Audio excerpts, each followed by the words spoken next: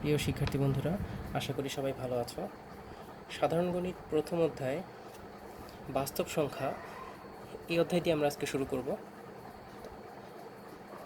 তোমরা এখানে দেখতে পাচ্ছ একটা ছক দেয়া আছে, বাস্তব সংখ্যার কতগুলো ভাগ দেয়া আছে। তো এখানে অনেকগুলো টার্ম আছে যেগুলো কিনা আমরা এর আগের ছোট ক্লাসগুলোতে জেনে এসেছি, যেমন পূর্ণ সংখ্যা, ধনাত্মক সংখ্যা, ঋণাত্মক সংখ্যা, অঋণাত্মক সংখ্যা, ভগ্নাংশ, দশমিক, সাধারণ ভগ্নাংশ, প্রকৃত, অপ্রকৃত, এই জিনিসগুলো আমরা কিন্তু জানি। তো এখানে আমাদের নতুন কয়েকটা টার্ম আছে, যেমন ধরো হচ্ছে মূলদ, এটা আমরা আগে পড়িনি।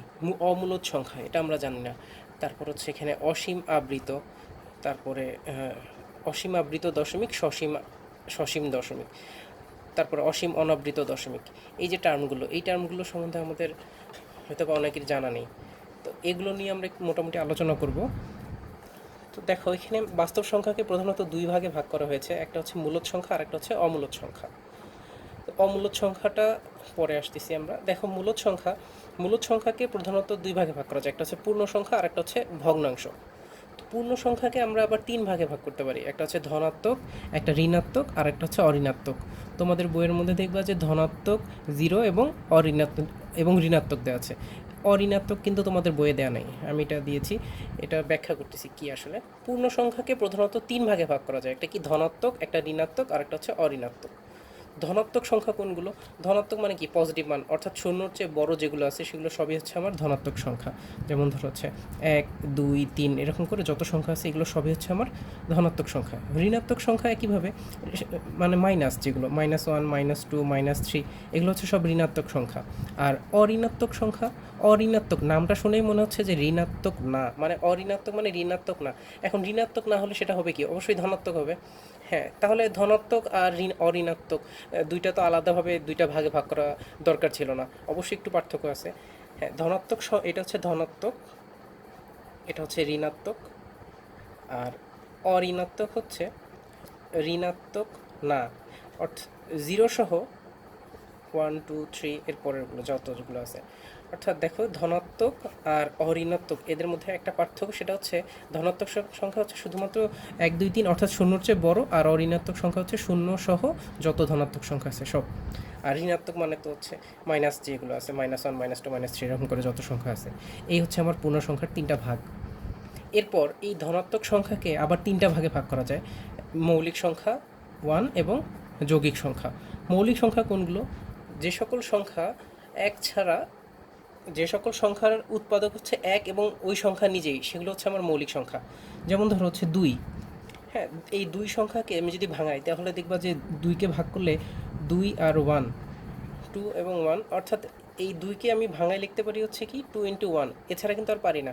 অর্থাৎ ওই সংখ্যা এবং 1, যে সংখ্যাকে ভাঙালে ওই সংখ্যা এবং আর একটা উৎপাদক হচ্ছে 1 ছাড়া অন্য কিছু পাওয়া যাবে না, সেটা হচ্ছে আমার মৌলিক সংখ্যা। যেমন হচ্ছে 2, 3, 5, 7 এরকম। আর যৌগিক সংখ্যা কোনগুলো? যৌগিক সংখ্যা হচ্ছে মৌলিক মৌলিক সংখ্যা ছাড়া বাকি যত সংখ্যা আছে সবই হচ্ছে আমার যৌগিক সংখ্যা, মানে যেগুলোর উৎপাদক এক ছাড়া এবং ওই সংখ্যা ছাড়া আরও উৎপাদক আছে, সেগুলো হচ্ছে আমার যৌগিক সংখ্যা। আমি কি যেমন বললাম হচ্ছে 2, 3 এগুলো হচ্ছে মৌলিক সংখ্যা, তাহলে 4 হচ্ছে যৌগিক সংখ্যা। আমি যদি 4কে ভাগাই তাহলে দেখো 2 2 4, তাহলে এখানে উৎপাদক 4। আবার 4কে কিন্তু এভাবে লেখা যায়, 4 1 4, তার মানে এই 4-এর উৎপাদক 4 এবং 1 ছাড়াও আরও উৎপাদক আছে। তাহলে যে সকল সংখ্যার উৎপাদক এক এবং ওই সংখ্যা ছাড়া আর যেগুলো আছে সবই হচ্ছে কি আমার যৌগিক সংখ্যা। আর মৌলিক সংখ্যা কি? এক এবং ওই সংখ্যা ছাড়া আর কোনো উৎপাদক নেই, সেগুলো হচ্ছে আমার মৌলিক সংখ্যা। তাহলে একটা কি? এক কোনো মৌলিক সংখ্যাও না, এক কোনো যৌগিক সংখ্যাও না। এই জন্য ধনাত্মক সংখ্যাকে তিন ভাগে ভাগ করা হয়েছে, মৌলিক সংখ্যা, যৌগিক সংখ্যা এবং 1। এরপর এরপর আসি হচ্ছে ভগ্নাংশ। তাহলে মূলদ সংখ্যাকে দুই ভাগে ভাগ করা যায়, একটা হচ্ছে পূর্ণ সংখ্যা আর একটা হচ্ছে ভগ্নাংশ। এই ভগ্নাংশকে আবার দুই ভাগে ভাগ করা যায়, ভগ্নাংশকে দুই ভাগে ভাগ করা যায়, একটা হচ্ছে সাধারণ ভগ্নাংশ আর একটা হচ্ছে দশমিক ভগ্নাংশ। যেমন সাধারণ ভগ্নাংশ আমরা যদি লিখি, এই সাধারণ ভগ্নাংশকে আবার দুই ভাগে ভাগ করা যায়, একটা হচ্ছে প্রকৃত আর একটা হচ্ছে অপ্রকৃত। যেমন ধরো প্রকৃত ভগ্নাংশ কোনটা? যেমন আমি যদি লিখি 2/3, এটা হচ্ছে আমার একটা প্রকৃত ভগ্নাংশ। যেই ভগ্নাংশের লব, উপরের অংশকে বলা হয় লব, নিচেরটাকে বলা হয় হর। লব ছোট, হর বড়, সেই ভগ্নাংশকে বলা হয় প্রকৃত ভগ্নাংশ। আর অপ্রকৃত ভগ্নাংশ কোনটা? যার লব বড়, হর ছোট, সেটা হচ্ছে আমার অপ্রকৃত ভগ্নাংশ। আর যখনই আমার অপ্রকৃত ভগ্নাংশ হবে, অপ্রকৃত ভগ্নাংশকে আবার ভেঙে আবার মিশ্র করা যায়। যেমন আমি যদি এই 3/2 এই সংখ্যাকে আমি যদি ভাঙায় লিখি, মানে মিশ্র করতে চাই, তাহলে এরকম হবে, অর্থাৎ এক সমস্ত উপরে এক নিচে 2, এটা কি একটা মিশ্র ভগ্নাংশ। তার মানে অপ্রকৃত ভগ্নাংশকে আবার মিশ্র ভগ্নাংশে পরিণত করা যায়। তাহলে সাধারণ ভগ্নাংশকে 2 ভাগে ভাগ করা যায়, প্রকৃত অপ্রকৃত। অপ্রকৃতকে আবার মিশ্র ভগ্নাংশে পরিণত করা যায়। তাহলে ভগ্নাংশকে 2 ভাগে ভাগ করা যায়, একটা হচ্ছে সাধারণ ভগ্নাংশ আর একটা হচ্ছে দশমিক ভগ্নাংশ। দশমিক ভগ্নাংশ মানে হচ্ছে দশমিক দিয়ে যেটা থাকবে, যেমন ধরো আমরা যদি লিখি 0.25, হ্যাঁ, এটা হচ্ছে একটা দশমিক ভগ্নাংশ। তো এই দশমিক ভগ্নাংশকে আবার 2 ভাগে ভাগ করা যায়, একটা হচ্ছে সসীম আর একটা হচ্ছে অসীম আবৃত। সসীম কোনটা? সসীম মানে হচ্ছে যেমন আমি লিখলাম 0.25, হ্যাঁ, 0.25, এরপরে তো আর কোনো সংখ্যা নেই, এরপরে আর কোনো সংখ্যা নেই, তার মানে এটা সসীম। অর্থাৎ যে সংখ্যার মান আমরা জানতে পারবো, যে সংখ্যার মান নির্দিষ্ট পর্যন্ত আমার হিসাব করা যাবে, সেইটা হচ্ছে আমার সসীম। যেমন আমি যদি 0.25 এরপর একটা ডট ডট দিয়ে দিই, এই ডট ডট দেওয়া মানে, এই ডট ডট দেওয়ার অর্থটা হচ্ছে এরপরে আরও অসংখ্য সংখ্যা আছে, হ্যাঁ, তাহলে সেটা কিন্তু অসীম হয়ে যায়, মানে আরও অসংখ্য সংখ্যা আছে, এই জন্য এটাকে বলবো হচ্ছে কি অসীম। আর এটা হচ্ছে কি সসীম, মানে যেটার মান আমার জানা যাচ্ছে, দেখা যাচ্ছে।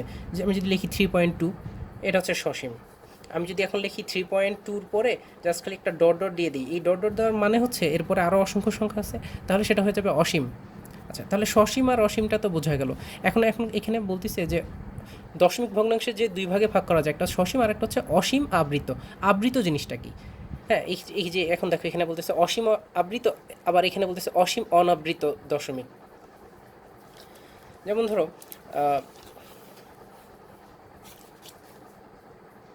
অসীম আবৃত যেটা 3.4, 3.444444 ডট ডট ডট, মানে কি 3.4 অসংখ্য 4 এখানে আসতেছে, এই জন্য ডট ডট দিয়ে দিলাম, তাহলে এটা অসীম। অসীম এরপরে বলতেছি কি অসীম আবৃত, এটা জানতে চাচ্ছি তো আমরা, তাই না? তো যদি এরকম থাকে যে দশমিকের পরে একটা সংখ্যা যদি অসংখ্যবার থাকে, আমি যদি অসংখ্যবার না লিখে আমি যদি এটাকে এইভাবে লিখি 3.4, এই 4-এর উপর একটা চিহ্ন, এটার নাম হচ্ছে পৌনঃপুনিক। 3.4, 4-এর উপর একটা পৌনঃপুনিক। এই পৌনঃপুনিকের অর্থ হচ্ছে আমি এতগুলো 4 না লিখে একটা 4 লিখব, এবং এই পৌনঃপুনিকের মানে হচ্ছে এখানে অসংখ্য 4 আছে। তার মানে যদি কোনো সংখ্যার উপরে এরকম পৌনঃপুনিক থাকে, তার মানে কোনো একটা কিছু দেওয়া থাকে, ডট দেওয়া থাকে, এটাকে বলা হবে আবৃত। এই চিহ্নটার নাম হচ্ছে, এই ডটের নাম হচ্ছে পৌনঃপুনিক। পৌনঃপুনিক মানে কি পুনঃ পুনঃ বারবার, যে এক জিনিস যেটা বারবার আসে সেটা হচ্ছে আমার পৌনঃপুনিক। তাহলে এখানে অসীম আবৃত, অসীম আবৃত বলতে দেখো এখানে অসংখ্য সংখ্যা আছে, তার মানে অসীম। আর আবৃত মানে কি এটার উপর পৌনঃপুনিক আছে। এটা তো এরকমও থাকতে পারতো যে এইখানে আরেকটা আছে যেমন অসীম অনাবৃত, এটা তো দশমিক, এটা তো অবশ্যই দশমিক ভগ্নাংশ। এখানে দেখো অমূলদ সংখ্যাকে বলা হচ্ছে কি অমূলদ সংখ্যা কোনটা? অসীম অনাবৃত দশমিক। অসীম অনাবৃত দশমিক, তিনটা কথা মনে রাখবা। এই তিনটা কথা যদি কোনো একটা সংখ্যার সাথে মিলে যায়, তাহলে সেটা হচ্ছে আমার অমূলদ সংখ্যা। কি বললাম? তাহলে ফার্স্ট এখানে বলতেছি অসীম আবৃত। অসীম বলতে দশমিকের পরে অসংখ্য সংখ্যা থাকলে সেটাই অসীম। যদি এরকম ডট ডট দেওয়া থাকে, হিসেব না করা যায় কতগুলো সংখ্যা আছে, তাহলে সেটা অসীম। আর আবৃত মানে কি একই রকম যদি সংখ্যাগুলো হয়ে থাকে, তাহলে বারবার না লিখে সেটার উপর একটা এরকম পৌনঃপুনিক চিহ্ন আমরা দিতে পারি, তাহলে এটার নাম হচ্ছে আমার কি অসীম আবৃত। অর্থাৎ একটা সংখ্যাকে আবৃত করে দিছে, ঢেকে দিছে, এটার নাম হচ্ছে অসীম আবৃত। যদি অসীম আবৃত হয়, তাহলে সেটা হচ্ছে কি আমার বাস্তব মূলদ সংখ্যা। এই যে মূলদ সংখ্যা, এখানে যতগুলো ভাগ দেখলাম, ভাগ দেখা যাচ্ছে, এগুলো সবগুলো হচ্ছে আমার মূলদ সংখ্যা। তাহলে একটাই হচ্ছে আমার অমূলদ সংখ্যা, সেটা কি অসীম অনাবৃত দশমিক। যেমন আমি যদি এরকম লিখি 3.32456 ডট ডট ডট ডট, এখানে যে দশমিকের পরে যে সংখ্যাগুলো আছে, যেমন 32456, এখানে একটা সংখ্যার সাথে একটা সংখ্যার কোনো মিল নেই। হ্যাঁ, যেহেতু এটার কোনো মিল নেই, এটা হচ্ছে অসীম। দেখো এখানে অমূলদ সংখ্যার শর্ত বলে দিছে, অসীম হতে হবে, অনাবৃত হতে হবে, দশমিক থাকতে হবে। হ্যাঁ, এটা হচ্ছে একটা অসীম, এবং এটা একটা দশমিক দশমিক সংখ্যা। তারপর হচ্ছে কি অনাবৃত, এটার উপরে কোনো পৌনঃপুনিক নেই। তাহলে এটা কি সংখ্যা? এটা হচ্ছে একটা অমূলদ সংখ্যা। তাহলে অমূলদ সংখ্যা অনুযায়ী আমরা জানি কি অসীম অনাবৃত দশমিক, এই তিনটার সাথে এই তিনটা বৈশিষ্ট্য এই সংখ্যাটার সাথে মিলে গেছে, এই কারণে এটা হচ্ছে কি অমূলদ সংখ্যা। মূলদ সংখ্যা অমূলদ সংখ্যা নিয়ে আরও কিছু বলি। যেমন দেখো এখানে মূলদ সংখ্যার এখানে কয়েকটা সংখ্যা লিখলাম যে 3.4 পৌনপুনিক, 3.25 2 এবং 5-এর উপর পৌনপুনিক, 4.30 এখানে কোনো পৌনপুনিক নেই। এই সবগুলো হচ্ছে আমার কি মূলদ সংখ্যা। এখন মূলত তোমাকে পরীক্ষার সময় এরকম কতগুলো সংখ্যা দিয়ে বলবে যে নিচের কোনটি মূলদ সংখ্যা বা নিচের কোনটি অমূলদ সংখ্যা, অবজেক্টিভ হিসেবে আসতে পারে। তো তাহলে আমি কিভাবে অম্লদ আর মূলদগুলোকে পার্থক্য করব? আমার খালি একটা জিনিস মনে রাখবো, সেটা হচ্ছে অমূলদ সংখ্যা। অমূলদ সংখ্যা আমি যদি বের করতে পারি, তাহলে অমূলদ ছাড়া বাকি যা আছে সবই তো মূলদ সংখ্যা। অম্লদ একটা, এই যে একটা চার্ট আমরা দেখলাম, এই চার্টের মধ্যে অম্লদ সংখ্যার যে ভাগ সেটা হচ্ছে কি অসীম, অনাবৃত, দশমিক, তিনটা বৈশিষ্ট্য। এই তিনটা বৈশিষ্ট্য যার মধ্যে থাকবে সেটাই হচ্ছে আমার অম্লদ সংখ্যা। আর এছাড়া বাকি যা থাকবে সবই হচ্ছে মূলদ সংখ্যা। যেমন ধরো আমার কাছে একটা সংখ্যা দেওয়া আছে, যেমন এইখানে এটা অসীম, অবশ্যই অসীম। কেন অসীম বললাম? কারণ দেখো আমি এটাকে পৌনপুনিক, তো পৌনপুনিকটাকে যদি ভেঙে লিখি তাহলে 3.4, এই 4-এর উপর পৌনপুনিক মানে অসংখ্য 4 আছে। তাহলে আমি কয়েকটা 4 লিখে ডট ডট দিয়ে দিলাম, তার মানে এখানে আরও অসংখ্য 4 আছে। তাহলে এই সংখ্যাটা, এটা হচ্ছে কি দশমিক সংখ্যা, না এই যে একটা বৈশিষ্ট্য এর সাথে মিলে গেছে দশমিক। তারপরে কি এটা হচ্ছে অসীম, আর একটা মিলে গেছে। বাট এখানে আরেকটা যে সংজ্ঞা, মানে আরেকটা যে শর্ত আছে সেটা হচ্ছে অনাবৃত থাকতে হবে। এটা তো অনাবৃত না, তোমার দেখে মনে হচ্ছে এগুলোর উপর তো কোনো পৌনপুনিক নাই। হ্যাঁ, এটার উপর কোনো পৌনপুনিক নাই, কিন্তু এগুলোর উপরে আমি এই সবগুলো যেহেতু একই রকম, আমি এইভাবে না লিখে আমি যদি শুধু লিখি 3.4 পৌনপুনিক, এটা আমি লিখতে পারি। এরপর তারপরে যেটা দেওয়া আছে সেটা হচ্ছে 3.25 পৌনপুনিক, এটাকে কিন্তু আমি লিখতে পারি 3.25 ডট ডট ডট ডট, এরকম অসংখ্যবার লিখতে পারি। তাহলে এখানে এখানে 25 এরকম বারবার 25 করে আসতে থাকবে। তো এতবার 25 না লিখে যদি শুধুমাত্র একবার লিখি যে 3.25, 2 এর উপর একবার পৌনপুনিক দিলাম, 5-এর উপর পৌনপুনিক দিলাম, তাহলে এটা কীভাবে লেখা যায়? তাহলে দেখো এই যে তিনটা বৈশিষ্ট্য, এই তিনটা বৈশিষ্ট্য কিন্তু এই সংখ্যাটা মানতিছে না। হ্যাঁ, এই বড়জোর দুইটা মানতিছে। হ্যাঁ, এটা দশমিক ঠিক আছে, এটা অসীম সেটা ঠিক আছে, কিন্তু বাট এটা তো অনাবৃত না, এটা আবৃত। 25 মানে কি এটাকে আমরা আবৃত করে লিখতে পারি।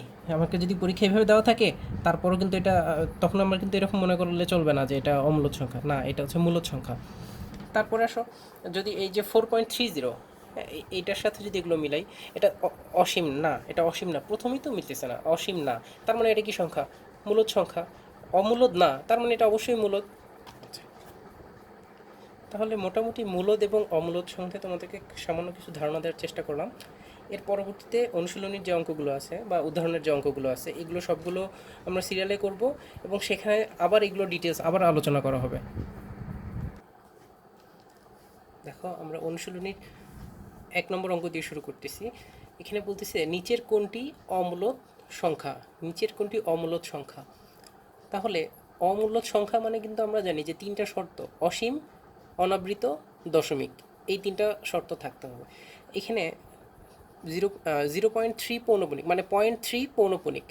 তো পৌনপুনিক যেহেতু আছে, আমরা জানি যে পৌনপুনিক অমূলদ সংখ্যার মধ্যে কিন্তু পৌনপুনিক মানে হচ্ছে আবৃত। হ্যাঁ, বাট অমূলদ হচ্ছে অসীম, অনাবৃত। এটা যেহেতু আবৃত তার মানে এটা মূলদ না, এটা বাদ। তারপর হচ্ছে খ নম্বরে √16/9, এটা কি সংখ্যা? দেখো √16 মানে আমরা জানি হচ্ছে 4, আর না রুট, এই রুটটা যে দেওয়া আছে এখানে, এই রুটটা 16-এর উপরও আছে, এই রুটটা 9-এর উপরও আছে। তার মানে আমি এখান থেকে লিখতে পারি কিন্তু এটাকে ভেঙে লিখলে আসে 4/3। তাহলে 4/3 এটা, এটা কিন্তু আমার যে অমূলদ সংখ্যার যে শর্ত সেটার সাথে মেলে না। কারণ অমূলদ সংখ্যার ক্ষেত্রে আমরা জানি কি অসীম থাকতে হবে, অসীম, অনাবৃত, দশমিক। এখন এটা তো 4/3 ভগ্নাংশ একটা সংখ্যা। তাহলে দেখো আমরা যদি এটা এইভাবে লিখি যে 4/3 ইকুয়াল দাও, তাহলে দেখো কি আসে 1.3333, তার মানে 1.3 পৌনপুনিক। তো যেহেতু এটা পৌনপুনিক চলে আসে তার মানে এটা মূলদ সংখ্যা, তা এটা অমূলদ সংখ্যা না। তারপরে দেখো √, এটা হচ্ছে ঘনমূল দেওয়া আছে, ঘনমূলের মুখ তারপরে দেওয়া আছে 8/27। এটা মানে কি? এটা মানে হচ্ছে আমরা লিখতে পারি যে 8/27, তার উপরে পাওয়ার লিখতে পারি হচ্ছে 1/3, এইভাবে লিখতে পারি। তারপরে দেখো এখানে আসে কি, অথবা এটা সরাসরি ক্যালকুলেটরও করতে পারো, আমি ভেঙেও দেখাচ্ছি। এই 8কে লেখা যায় 2 কিউব, আর 27কে লেখা যায় হচ্ছে 3 কিউব। হ্যাঁ, তারপরে দেখো এই 1/3 এটা 8-এর উপরেও আছে, এই 1/3 27-এর উপরেও আছে। তো 2 কিউব এটার উপরে যদি 1/3 একবার লিখলাম, আর 3 কিউবের উপর লিখলাম 1/3, এই 3 কাটা, তাহলে থাকে উপরে, এখানে থাকে 2, আবার এই 3 কাটা, থাকে হচ্ছে 3, তার মানে 2/3। এটা এটা একটা ভগ্নাংশ করে দেখো, এখানে 2/3 মানে কি আসে, ক্যালকুলেট 2/3 ইকুয়াল দেখো 0.6666 আসে। তার মানে এটাকে লেখা যায় 0.6 পৌনঃপুনিক। তার মানে কি এটাও আমার মূলদ সংখ্যা, এটাও আমার মূলদ সংখ্যা, অমূলদ সংখ্যা না। তাহলে আর বাকি থাকে কি 5/√3, তাহলে এটাই হচ্ছে আমার অমূলদ সংখ্যা। তারপর আমরা একটু ক্যালকুলেট করে দেখব আসলে এটা কী আসে। 5/√3 ইকুয়াল দিই, আসা হচ্ছে 2.88671346, মানে এক একটা দশমিকের পরে অসীম সংখ্যা, এটা আবৃত না, মানে পৌনঃপুনিক আসার সম্ভাবনা নাই, এই জন্য এটাকে আমরা বলতে পারি অসীম। তাহলে অমূলদ সংখ্যার যে শর্ত অসীম, অনাবৃত, দশমিক, তিনটে এই বৈশিষ্ট্যের সাথে মিলে যাচ্ছে। সুতরাং একের হচ্ছে ঘ, এটি একটি অমূলদ সংখ্যা। এরপরে 2 নম্বর প্রশ্নটা দেখো, এখানে বলতেছে কি এ বি সি ডি চারটি ক্রমিক স্বাভাবিক সংখ্যা হলে নিচের কোনটি পূর্ণবর্গ সংখ্যা। তাহলে এই চারটা হচ্ছে আমার কি ক্রমিক স্বাভাবিক সংখ্যা। আচ্ছা, এখন কথা হচ্ছে এই স্বাভাবিক সংখ্যা এই জিনিসটা কি, আর এই পূর্ণবর্গ সংখ্যা এই জিনিসটা কি। স্বাভাবিক সংখ্যা হচ্ছে যেমন ধরো আমরা যে লিখি না যে, আচ্ছা এটা সংজ্ঞাটা হচ্ছে যে কোনো শূন্যর চেয়ে বড় অখণ্ড সংখ্যাকেই স্বাভাবিক সংখ্যা বলে। শূন্যর চেয়ে বড় অখণ্ড সংখ্যাকেই বলা হবে স্বাভাবিক সংখ্যা। তাহলে অখণ্ড সংখ্যা মানে কি? খণ্ড না, খণ্ড মানে হচ্ছে ভগ্নাংশ বা দশমিক, সেটা হইতে পারবে না। অর্থাৎ 1 2 3 4 যেগুলো আছে সেগুলো হচ্ছে সবই কি আমার স্বাভাবিক সংখ্যা। মানে আমরা যে পূর্ণ সংখ্যাকে যে 3 ভাগে ভাগ করি, সেই ধনাত্মক সংখ্যা যেটা, সেটা হচ্ছে আমার স্বাভাবিক সংখ্যা। আর স্বাভাবিক সংখ্যাকে n দ্বারা প্রকাশ করা হয়, ঠিক আছে? স্বাভাবিক সংখ্যার সেটকে n দ্বারা প্রকাশ করা হয়। এবার দেখো, তারপরে আরেকটা কথা বলতেছি এখানে পূর্ণবর্গ সংখ্যা। এখন কথা হচ্ছে পূর্ণবর্গ জিনিসটা কি। যেমন ধরো আমরা যদি লিখি 4 9 16 25, এই যে সংখ্যাগুলো, এই সংখ্যাগুলোকে যদি আমি বর্গমূল করি, এই সংখ্যাগুলোর বর্গমূল কিন্তু সরাসরি একটা মান চলে আসতেছে। যেমন আমি যদি বলি বর্গমূল √4, বর্গমূল বা √4, এটা মানে কি 2, √9 এটা মানে 3, √16 মানে হচ্ছে 4, √25 মানে হচ্ছে 5। তো এই সংখ্যাগুলো হচ্ছে পূর্ণবর্গ সংখ্যা, ঠিক আছে? অর্থাৎ যেই সংখ্যাগুলোকে আমি বর্গমূল করার পরে সরাসরি একটা পূর্ণ সংখ্যা পাবো, একটা ধনাত্মক, একটা স্বাভাবিক সংখ্যা পাবো, একটা পূর্ণ সংখ্যা পাবো, সেটা হচ্ছে কি আমার পূর্ণবর্গ সংখ্যা। তাহলে এখানে বলতেছে এবিসিডি চারটি ক্রমিক স্বাভাবিক সংখ্যা হলে নিচের কোনটি পূর্ণবর্গ সংখ্যা। এগুলো হচ্ছে ক্রমিক স্বাভাবিক সংখ্যা। তো আমরা একটা ধরে নিই, এর মান 1, বির মান 2, চারটি ক্রমিক। তাহলে এখানে বলতেছি কি এ বি সি ডি এই চারটা কি গুণ অবস্থায় আছে। তা আমি চারটা সংখ্যা একটা ধরলাম 1 2 3 4, হ্যাঁ এটা এর মান, এটা বি, এটা সি, এটা ডি। তা আমাকে প্রথমে বলতেছে ক নম্বর এবিসিডি চারটার গুণফল কি পূর্ণবর্গ সংখ্যা কিনা দেখো। তাহলে 2 3 কোনো 6 4 6 24, 24 কি কোনো পূর্ণবর্গ সংখ্যা? আমি যদি ক্যালকুলেটারে √24 চাপি তাহলে দেখবো যে দশমিক চলে আসতেছে, তার মানে এটা পূর্ণবর্গ সংখ্যা না। তো যদি লিখি √24 ইকুয়াল দিই, হ্যাঁ 4 পয়েন্ট দশমিক চলে আসতেছে, তার মানে এটা পূর্ণবর্গ সংখ্যা না। তারপরে দেখো এরপরে যেটা বলতেছে এ বি প্লাস সিডি। তাহলে আমি এ তো ধরছিলাম 1, বি ধরছিলাম 2, এই দুটোর গুণফলের সাথে সিডি গুণ, তার মানে 2 একে 2 যোগ 3 আর 4 গুণ করলে 3 4 12, 12 আর 2 যোগ করলে 14, হ্যাঁ এটাও কোনো পূর্ণবর্গ সংখ্যা না। তারপর বলতেছে A B C D plus 1, A B C D এই চারটা গুণ অবস্থায় আছে, তার সাথে এক যোগ। দেখো আমি এখানে ক নম্বর কিন্তু এ বি সি ডি গুণ করে পেলাম কত 24, এই 24-এর সাথে যদি এক যোগ করি মানে 25, হ্যাঁ এই তো এটা একটা পূর্ণবর্গ সংখ্যা। দেখো √25 ইকুয়াল হচ্ছে 5, তার মানে এটাই হচ্ছে আমার পূর্ণবর্গ সংখ্যা। ঘ নম্বর অপশনটা দেখো এবিসিডি এটা মানে হচ্ছে 24, এটা থেকে যদি আমি এক বাদ দিই তাহলে হচ্ছে 23, তার মানে এটা পূর্ণবর্গ সংখ্যা না, অর্থাৎ 2-এর গ। 3 নম্বর প্রশ্ন বলতেছে কি 1 থেকে 10, 1 থেকে 10 পর্যন্ত মৌলিক সংখ্যা কয়টি। মৌলিক সংখ্যা 1 থেকে 10 পর্যন্ত মৌলিক সংখ্যা হচ্ছে 4টি, এটা আমরা মুখস্থও জানি। মৌলিক সংখ্যাগুলো কোনগুলো? 2 3 5 7, এই চারটা হচ্ছে 1 থেকে 10 পর্যন্ত মৌলিক সংখ্যা। দেখো আর এখানে অনেকে ভুল করে, সেটা হচ্ছে এক কোনো মৌলিক সংখ্যা না, এক কোনো যৌগিক সংখ্যা না। তাহলে আমার এখানে 1 থেকে 10 পর্যন্ত মৌলিক সংখ্যা হচ্ছে 4টি। তারপরে দেখো 4 নম্বর প্রশ্ন বলতেছে কোনটি সকল পূর্ণ সংখ্যার সেট। এখানে সংখ্যাগুলোর দিকে একটু খেয়াল করো, -4 -2 0 2 4, -3 -1 0 1 3, তারপর হচ্ছে 0 1 2 3 4। এখানে এটা কিন্তু পূর্ণ সংখ্যার সেট না। কেন না? এটা শুধুমাত্র 0 এবং পজিটিভ যে মানগুলো দেওয়া আছে, তাহলে তো এটা না। পূর্ণ সংখ্যা মানে কি ধনাত্মক, ঋণাত্মক, অঋণাত্মক, মানে শূন্য সহ প্লাস মাইনাস এরকম থাকবে। তা এই ক খ আর গ তিনটার মধ্যেই কিন্তু শূন্য এবং প্লাস মাইনাস দেওয়া আছে। তাহলে ঘ এটা শিওর, এটা হবে না। তাহলে এই তিনটার মধ্যে কোনটা? এই তিনটার মধ্যে খেয়াল করো, শুধুমাত্র খ নম্বরেই কিন্তু একটা সিরিয়াল অনুযায়ী দেওয়া আছে, -2, -1, 0, 1, 2। এই সিরিয়ালটা শুধুমাত্র ঠিক আছে, বাট এইখানে -4, -2, -4-এর পরে -3, -2 এরকম হওয়ার কথা ছিল, কোনো সিরিয়াল নেই। এটার ক্ষেত্রে সেম। তাহলে এখানে 4 নম্বর অপশন অ্যান্সারটা কোনটা হবে? 4-এর খ। এরপর 5 নম্বর অঙ্কটা দেখো, এখানে বলতেছে কি বাস্তব সংখ্যার ক্ষেত্রে 1 নম্বর অপশন বলতেছে বিজোড় সংখ্যার বর্গ একটি বিজোড় সংখ্যা। বিজোড় সংখ্যার বর্গ একটি বিজোড় সংখ্যা। তাহলে দেখো আমি যদি এরকম লিখি, একটা বিজোড় সংখ্যা 3, এটা একটা বিজোড় সংখ্যা, এটার যদি বর্গ করি 3 স্কোয়ার মানে হচ্ছে 9। হ্যাঁ, এটা হচ্ছে কিন্তু একটা বিজোড় সংখ্যাই আসলো। তারপরে আরও কয়েকটা দেখি, যদি আরেকটা হচ্ছে 5 স্কোয়ার মানে হচ্ছে 25, এটাও একটা বিজোড় সংখ্যা, এটার বর্গ একটা বিজোড় সংখ্যা আসলো। এরপর যদি আরেকটা দেখি 7 স্কোয়ার 49, এটাও বিজোড় সংখ্যা। তার মানে আমরা বুঝতে পারছি যে যে কোনো বিজোড় সংখ্যার বর্গ অবশ্যই একটা বিজোড় সংখ্যা হবে, অর্থাৎ 1 নম্বর অপশনটা সঠিক। 2 নম্বর অপশন বলতেছে কি যে দুইটি জোড় সংখ্যার গুণফল 4-এর গুণিতক, 4-এর গুণিতক। দুইটা জোড় সংখ্যা নিব, তাদের গুণফল হচ্ছে 4-এর গুণিতক। একটু দেখি, যেমন একটা জোড় সংখ্যা হচ্ছে 2 আর একটা জোড় সংখ্যা হচ্ছে 4। তো বলতেছে এই দুইটা হচ্ছে জোড় সংখ্যা, এই দুইটার গুণফল 4 দুগুণ 8। এই 8 এটা 4-এর গুণিতক। হ্যাঁ, অবশ্যই এটা 4-এর গুণিতক। 4-এর গুণিতক মানে কি? 4 একে 4, 4 দুগুণ 8, 3 4 12, 4 4 16, এগুলো হচ্ছে কি 4-এর গুণিতক। তাহলে এখানে যে বলতেছে যে কোনো দুইটা জোড় সংখ্যার গুণফল 4-এর গুণিতক, সেটা ঠিক আছে কিনা? হ্যাঁ, তাহলে এই 2 নম্বর অপশনটাও সঠিক। আমরা আরেকটা পরীক্ষা করে দেখতে পারি 2 আর 4 ছাড়া, যেমন ধরো 6 এবং 8। 6 আর 8 গুণ, এর দুইটা জোড় সংখ্যা, দুইটার গুণফল হচ্ছে 6টা 48। এই 48 কি 4-এর গুণিতক কিনা? 4, তাহলে 4 12 48, হ্যাঁ এটাও 4-এর গুণিতক, অর্থাৎ 2 নম্বর অপশনটাও সঠিক। এভাবে 48, যেমন এখানে 4 একে 4, 4 দুগুণ 8, 3 4 12, 4 এরকম 4-এর সাথে গুণ করে করে যদি এই সংখ্যাটা পাওয়া যায়, কোনো একটা সংখ্যা 4-এর সাথে যে সংখ্যা গুণ করে যদি এই 48 পাওয়া যায়, তাহলে সেটা হচ্ছে আমার 4-এর গুণিতক। অথবা সহজভাবে বলতে পারো যে এটাকে তুমি 4 দ্বারা ভাগ করা যায় কিনা, যদি 4 দ্বারা বিভাজ্য হয় তাহলে সেটা হচ্ছে আমার এটা 4-এর গুণিতক, অর্থাৎ এই 2 নম্বর অপশনটাও সঠিক। 3 নম্বরও বলতেছে যে পূর্ণবর্গ নয় এমন সংখ্যার বর্গমূল মূলদ সংখ্যা। 4 নম্বরে কিন্তু আমি তোমাদেরকে দেখালাম যে পূর্ণবর্গ কী জিনিস, পূর্ণবর্গ কোনটা নয়। তাহলে এরকম একটা সংখ্যা নিলাম যেটা কিনা পূর্ণবর্গ না, যেমন 24, এটা কিন্তু একটা পূর্ণবর্গ সংখ্যা না। এই সংখ্যার যদি বর্গমূল করি, তার মানে রুট ওভার, এটা রুট ওভার কী বলতেছে, এরকম একটা সংখ্যার বর্গমূল মূলদ সংখ্যা হবে। তো √24 আমরা একটু দেখি ক্যালকুলেটরে কী আসে। রুট ওভার 24 ইকুয়াল দিই, তাহলে 4.898988, তাহলে এক একটা মান এক এক রকম আসতেছে দশমিকের পরে।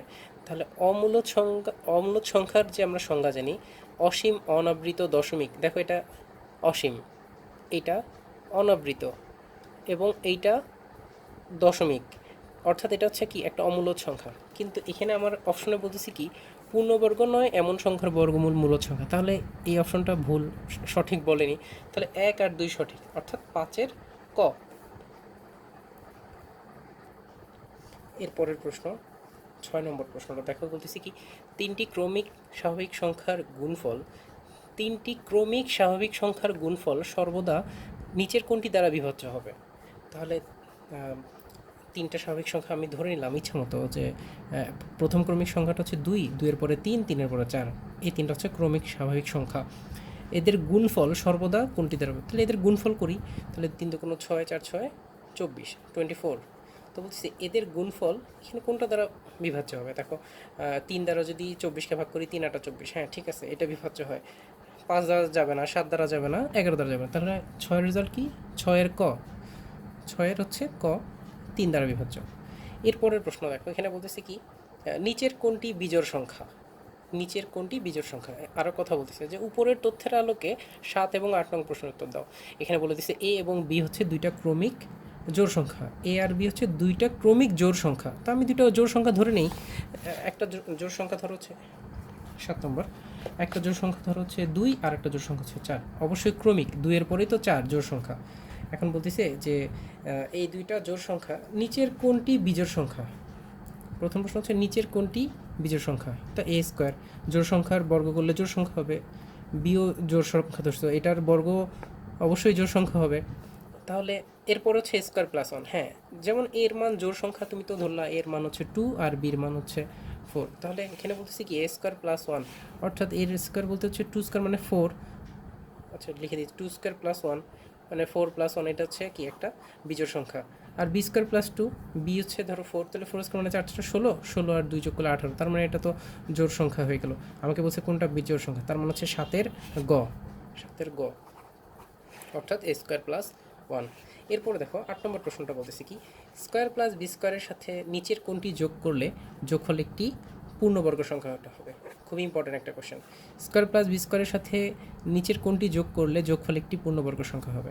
তো দেখো স্কোয়ার প্লাস বি স্কোয়ার, আমি যদি এখানে যে 4টা অপশন দেওয়া আছে, আমি ধরো এই 4টা অপশনের মধ্যে আমি যদি এই 2ab লিখি, তার মানে কি square plus B square plus 2ab এরকম হয়তো বলতেছে নিচের কোনটি যোগ করে। ধরো আমি 2ab যোগ করলাম, 2b যোগ করলে দেখো এটা একটা সূত্র পড়ে, square plus B square plus 2ab, সূত্র হচ্ছে a plus B whole square. হ্যাঁ, তার মানে কি এটা একটা পূর্ণবর্গ সংখ্যা। আর এই এর মানটা আমি ধরে নিলাম হচ্ছে 2, বির মানটা ধরে নিয়েছিলাম হচ্ছে 4, 4 আর 2 হচ্ছে 6, 6 6 36, তার মানে এই এর জায়গায় 2 বসো, বির জায়গায় 4 বসো, দেখো 6 স্কোয়ার মানে হচ্ছে 36, 36 কিন্তু একটা পূর্ণবর্গ সংখ্যা। আচ্ছা, এটা তো আমি এভাবে চিন্তা করলাম। এবার দেখো